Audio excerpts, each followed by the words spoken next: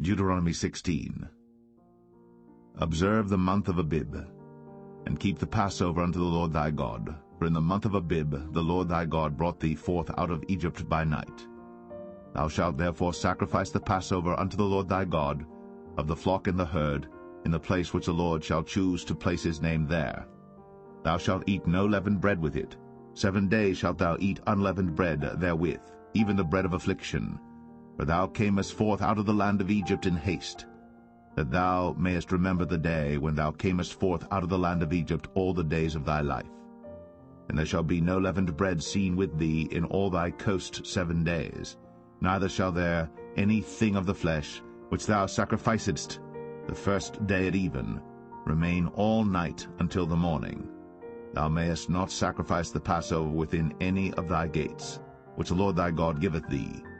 But at the place which the Lord thy God shall choose to place his name in, there thou shalt sacrifice the Passover at even, at the going down of the sun, at the season that thou camest forth out of Egypt. And thou shalt roast and eat it in the place which the Lord thy God shall choose, and thou shalt turn in the morning, and go unto thy tents. 6 days thou shalt eat unleavened bread, and on the 7th day shall be a solemn assembly to the Lord thy God. Thou shalt do no work therein. 7 weeks shalt thou number unto thee. Begin to number the 7 weeks from such time as thou beginnest to put the sickle to the corn. And thou shalt keep the feast of weeks unto the Lord thy God with a tribute of a freewill offering of thine hand, which thou shalt give unto the Lord thy God, according as the Lord thy God hath blessed thee. And thou shalt rejoice before the Lord thy God, thou, and thy son, and thy daughter, and thy manservant, and thy maidservant, and the Levite that is within thy gates, and the stranger, and the fatherless, and the widow that are among you, in the place which the Lord thy God hath chosen to place his name there. And thou shalt remember that thou wast a bondman in Egypt, and thou shalt observe and do these statutes. Thou shalt observe the Feast of Tabernacles 7 days. After that thou hast gathered in thy corn and thy wine.